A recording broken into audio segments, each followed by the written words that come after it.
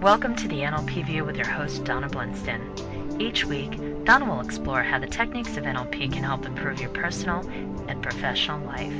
And now, here's your host, Donna Blinston. Hello everyone, and welcome to the NLP View. My name is Donna Blinston. On today's show, I am joined by Paul Andrew, a fitness trainer, nutrition consultant, NLP certified trainer and master practitioner, clinical hypnotherapist, and soon to be a psychotherapist.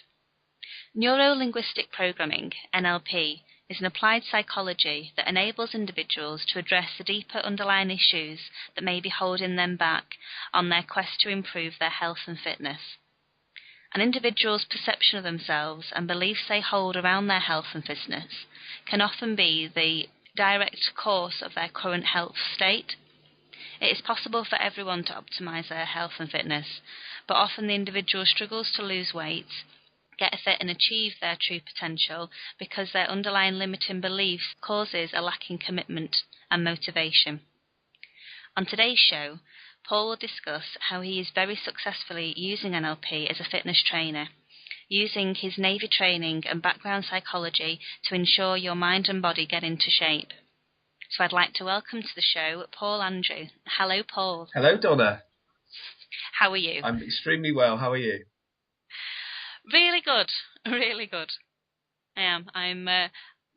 Just been on some wonderful courses, which have extended my abilities and the way I think about things even further, which is always great.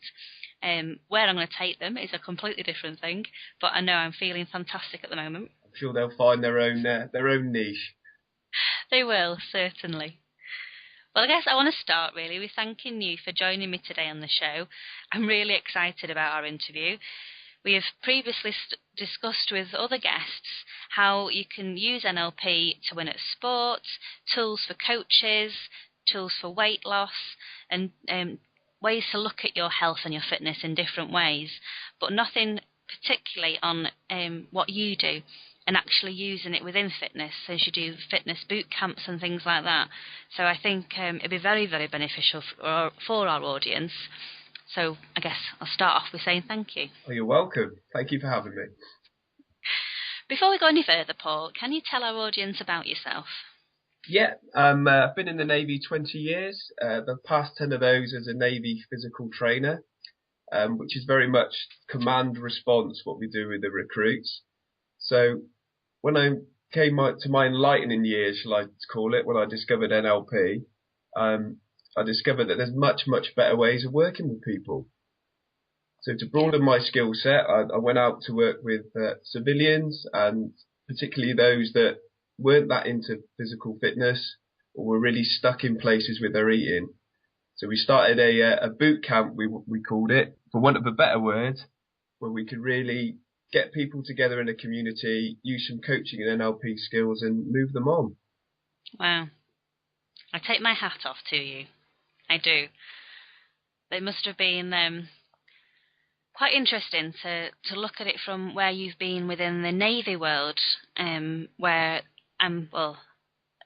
naively, I'm presuming that it's very much quite regimented as far as the fitness. It's in my world, I see it as quite an expected part of that in comparison to civilians who are, in effect, coming to do fitness from a different angle.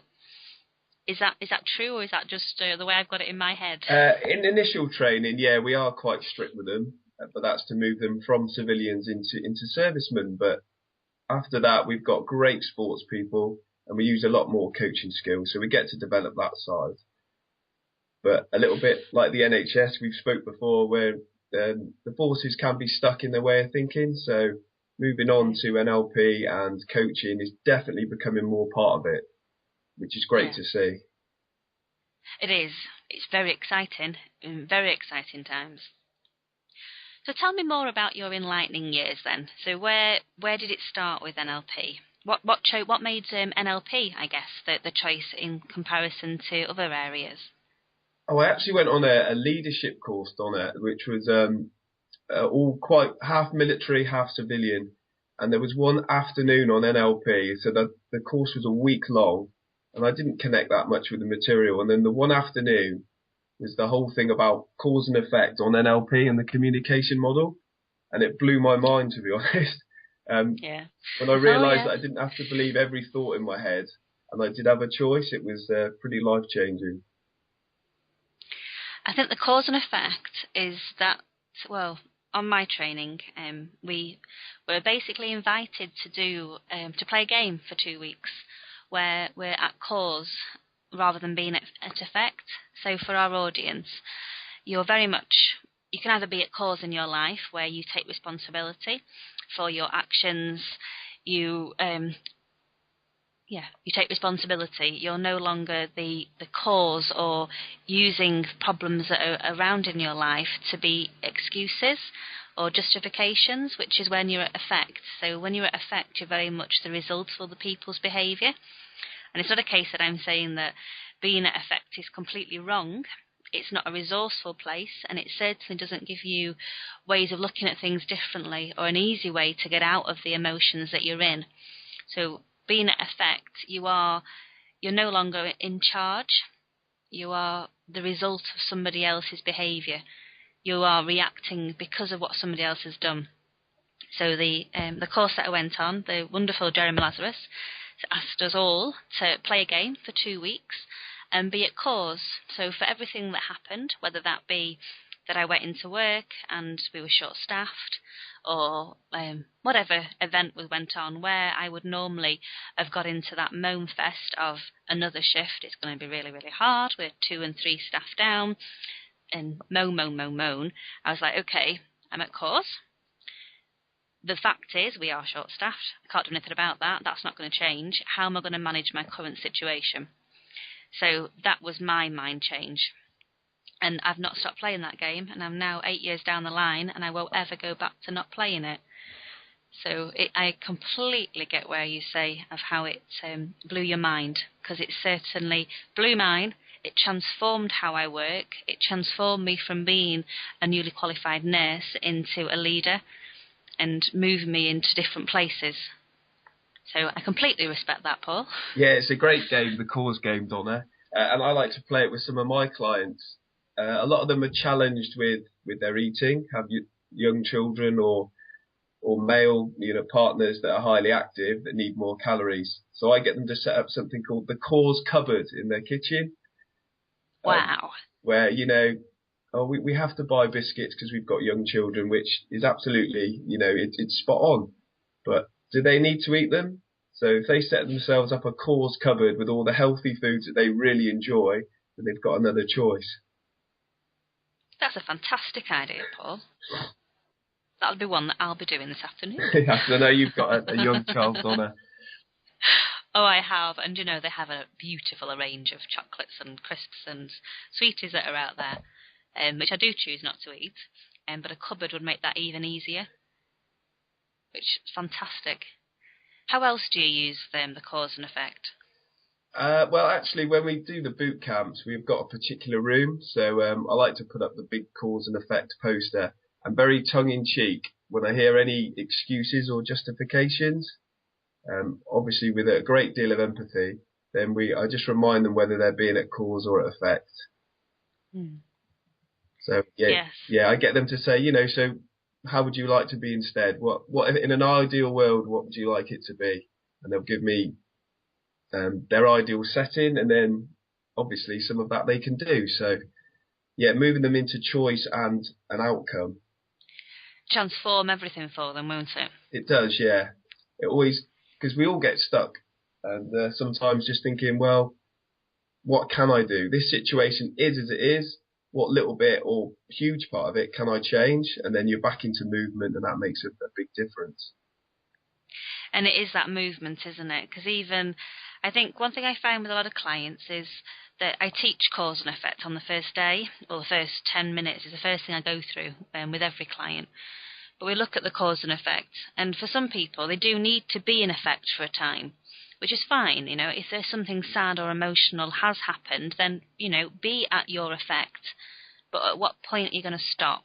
How long are you going to allow it to affect you in that way? And it's that's the change. And one thing that every single one of them says, and even if it's something that they haven't got, it's completely out of their control, that little bit of movement that they get when they've got choices seems it snowballs, doesn't it? They've got more and more and more ways that they can do it different. And it's just that thing of how long are you going to allow it to affect you? And having that question thrown at you sometimes can be a bit of a slap in the face. Absolutely. I mean, you can encourage them to be at cause about being at effect. So yes. In the fitness world, if someone's going away and they're going on holiday and, I have to eat all these bad foods, it's my 1 week of the year, you can block that out and say, yeah, all that is true, but you can be at cause, and when are you going to get back on the horse? Yeah. I did that this weekend, actually. I didn't have to eat that wonderful bucket of a chicken product that I bought. I'm sure there was plenty of other options, and even when I was stood there ordering it, I could see a salad option. And I decided, no, I've been away, I've been training, going to treat myself. And this morning I'm back to my muesli and semi-skimmed milk. Skimmed milk, should I say. So yeah, you can. It's allowing yourself. And I think some people get worried that if they're at cause all the time, they can't have the other things that are available. And that's one thing I hear quite a lot, is that the client will say, well, if I'm at cause all the time, I've got to take responsibility and life will be boring, which is as far from the possible truth as it possibly could be. However, it is something that keeps getting thrown back at me. Is that something that you ever experience? I think with regards to food, absolutely, you've got to have treats and be at cause about when you choose to eat them. The minute that food starts to run your life, then you're not at cause anymore. It's all about, there are no bad foods, it's just your association to them. So being at cause and say, maybe having a cheat day or the odd piece of cake is actually how you eat well long term. So when you say you can't have them, the big willpower beast will win in the end, because willpower is actually like a muscle and it will tire out. So you've had a particularly taxing day, customers getting on your nerves, or all those effect kind of stuff can drag your willpower down. So if you're going to try and throw your eating plan into the mix, then it will get you. So I've got a couple of biscuits. I've not had a great day. I can have those, truly be with them, be present with them, enjoy them, and then get back to your muesli and semi-skim milk. So yeah, absolutely. How do you use it with the fitness, particularly the fitness side? Cause and effect. Well, I just get people. I often say the hardest thing about training is sometimes putting your trainers on. So if you have had a tough day, then just do it. Get to cause. Do the first smallest step that will get you there. Because if you're in a group that really motivates you, with a trainer that really motivates you, 99% of the time people say, I feel fantastic after it. So just get to cause and do the first smallest thing. So, okay, I'll put my trainers on. Now I'll just get to the car, and then before you know it, you're with the group that really motivate you. You're in a fantastic state and you've loved it. So just do the first smallest thing. And that links really into our communication model, where if you change your physiology, you automatically change your state. Because I know certainly getting to the gym bit is, for me, was the hardest bit. However, when I was there, it was fantastic. And when I came out, even though I had about 1,004 excuses coming home from work as to why I shouldn't go to the gym, getting home, one being that it was a very, very long day, or very, very busy, coming home to go and then go back out to go to the gym was probably as far from my want as I could have possibly imagined. However, I did it mainly because I paid for it, so that was my motivation ticket. Got to the gym, and then afterwards felt healthier, fitter, and with more energy than I felt before going to the gym. And being able to do that, what I did for the rest of the evening got me even more results. Whereas reality would have been, I'd have come home from work, done tea, and slumped in front of the telly probably for the rest of the evening. Whereas I came home, managed to clean the whole house. I started a project, read a couple of chapters, and did work on my essay, which wouldn't have happened. So it's that, when I say the communication model, because we see things differently, we feel healthier, we're more infused and motivated, our perception of what's happening at home is different. So we take in things differently, which creates a different internal representation. That in itself is that movement then between our physiology and our state. So the fact that my physiology was better, my state was better, I was happier, I was more upbeat, I was more energized, my outward behaviour was better, which meant my results was better, which is the whole circle of the NLP communication model, compared with the going to be at effect and slump in the corner and watch telly, which for some nights would have been nice, but that going to the gym bit and that, as you say, getting the trainers on and going there makes all the difference. Absolutely. I mean, in NLP, we've got a thing called state-dependent recall as well. So when you've been to the gym and your endorphins are flowing and you're highly motivated, you're going to carry that back home. So you're going to remember all the other times when you were totally motivated and up for it and think, go on, bring it on. I'm going to clean the house. I'm going to do that essay. Bring it on. So yeah, you're going to remember all the other times when you were motivated, and that can translate across context. So by incorporating exercise and good eating, then yeah, you probably will have more energy at work. Although you took out a little bit of time to train, you'll find yourself blitzing through all the other stuff you need to do. You do definitely. And it's a knock-on effect, isn't it? Because it helps them with the home and your partner.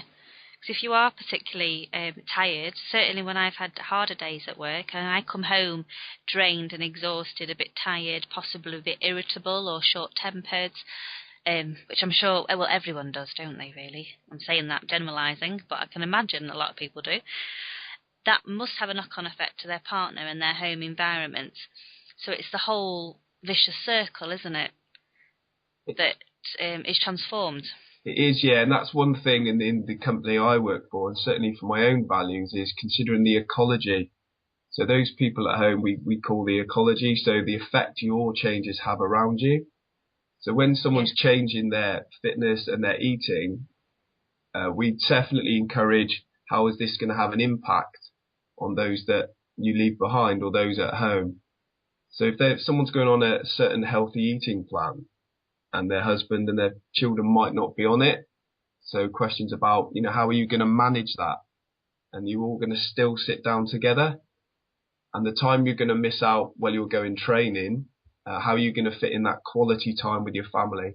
And that's all about the lifestyle change. So when you look at the ecology and build that, a support structure around you, that's when it moves on and becomes a part of yours and your family's life.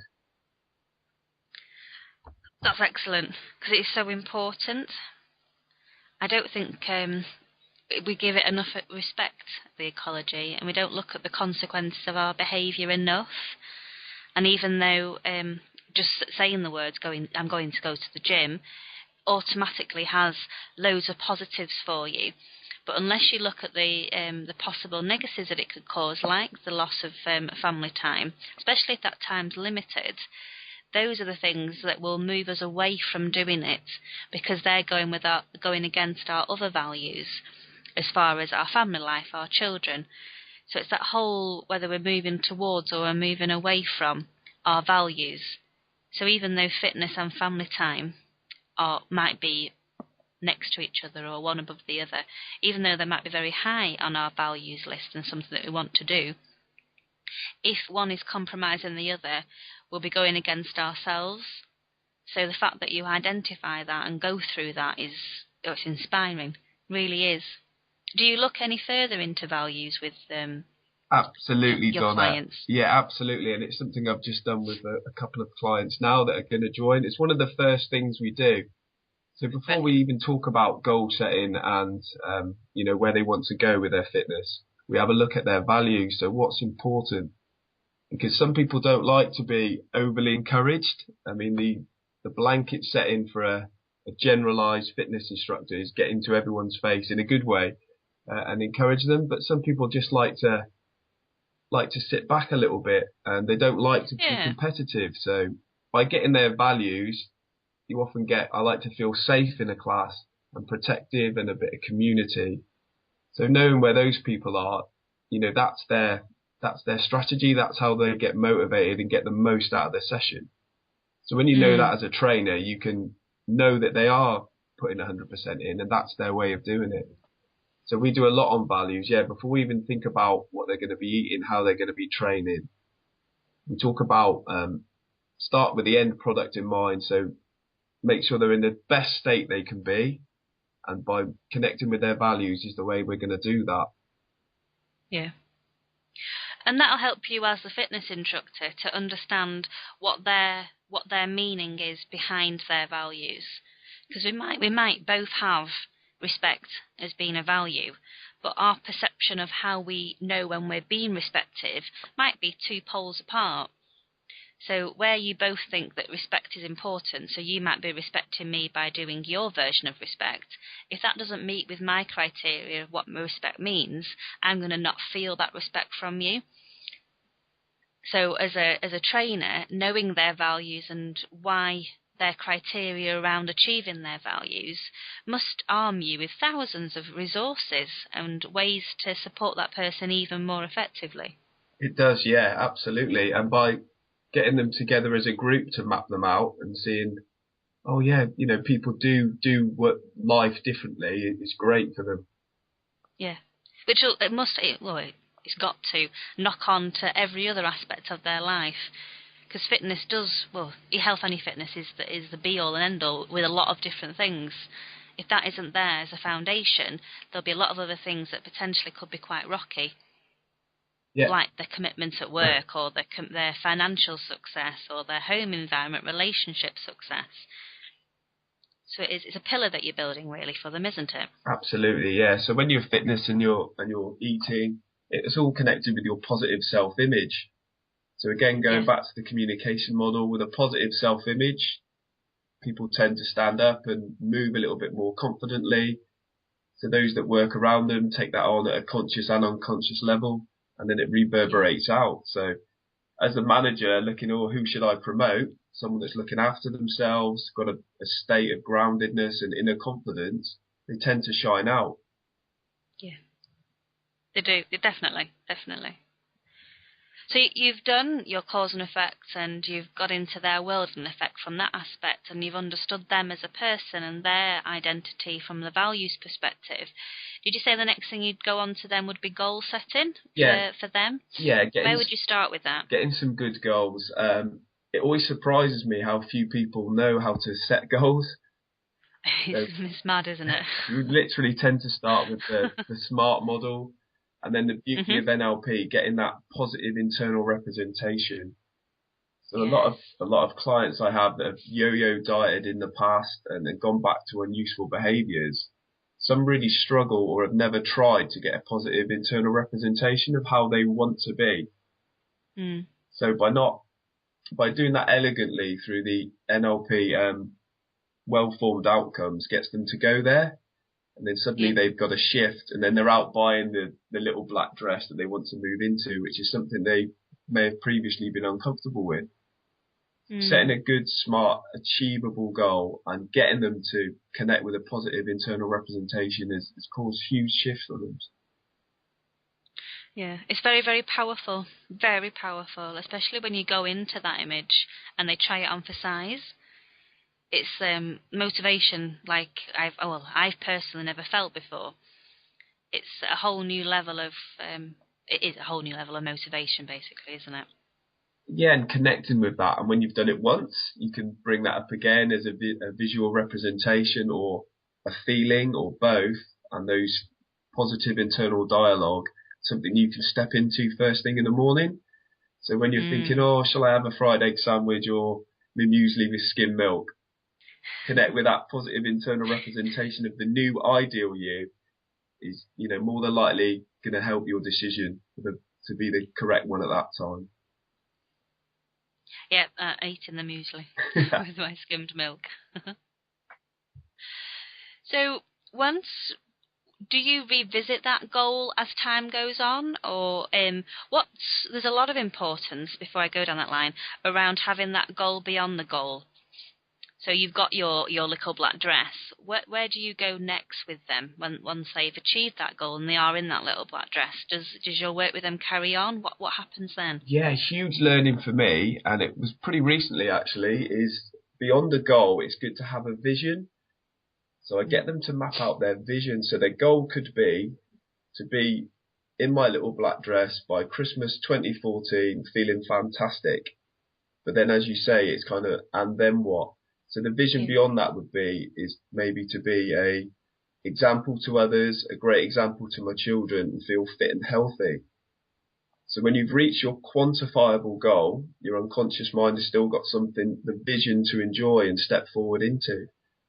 So I now put equal, if not more, importance onto the vision. So all the other stuff encompasses your values. So your measurable goal, and step that forward into your vision, which you're probably going to keep with you for the rest of your life.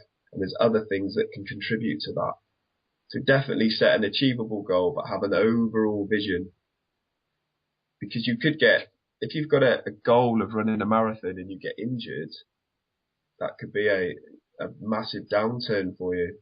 But if you've still got a vision of getting fit and being a positive influence on others and a role model for your children, you've still come a heck of a long way towards that. And there's other ways to achieve your vision. Yeah. I couldn't agree more. I couldn't. So, can you tell our audience how they'd be able to get in contact with you and about your boot camps and how to get in contact with you, really, your website details? Yeah, our boot camps, the company's SOS Fitness, and we're available at www.sosfitness.com. We're currently up in Scotland. We've got one in Whitley Bay, and we're sweeping down through the country, hopefully. Part of my work is training the trainers as NLP practitioners and coaches, so bringing it all together. And hopefully we're going to spread out and share the message. Fantastic. And is there any top tips you want to give to our audience before we wrap up the interview, Paul? Yeah, my number one top tip is start with the state. So have a quick little inventory of your body in the morning and your mind and how you are. So if you imagine yourself as a photocopier, start at one end, sweep down your body, align your thoughts, get truly motivated. Do that first thing in the morning, and it will carry on and help you make useful decisions to support your goals throughout the day. Great tip. I like that. I do like that. I love the photocopying idea. Yeah. Cool. Any others? And just enjoy it. Just really enjoy your journey and treat it as a journey. I think there's a true gem there in the enjoying the journey and getting rid of that perception that the gym and the fitness and the exercise and the change in diet is a hard slog. It is that lifestyle, as we've alluded to before. It is, yeah. And if you are entertaining thoughts like that, then just do the first smallest thing. Put on your trainers, get in the car, connect with the community that you love, find a trainer you really connect with, and the rest will look after itself. It certainly will. Well, Paul, thank you ever so much for joining me today. And we've shared some fantastic tips and insight, really, into how you work and how it should, in my perception, how it should be done. I'm sure there's a lot of excellent fitness trainers out there, but I certainly feel that what you do using the NLP tint on it and looking at the cause and effect and getting into the individual's world is definitely going to make for a more ecological and a more permanent change for people. It's definitely, as you say, going into their vision and getting into their future, which at the end of the day, the mission on health and fitness is to do that. So a big thank you from me. Thank you, Donna. Thank you very much. You're welcome. And a big thank you to all of our audience for tuning in today. If you'd like to learn more about NLP, then tune in each week and also visit my website www.donnablinston.com, where you'll be able to pick up a copy of my best-selling book, Psychobabble, a straightforward, plain English guide to the benefits of NLP. Also visit theorganicview.com and sign up for our newsletter, which will keep you updated with the up-and-coming shows, guests and online workshops. You'll also find us on Facebook, Twitter, Google+, and LinkedIn, where we'll share the YouTube videos that we'll create from these shows. that we have previously done, and also how to find out what's happening next. Look forward to speaking with you all next week, and once again, Paul, thank you for joining me. Thank you. Bye-bye. Bye-bye.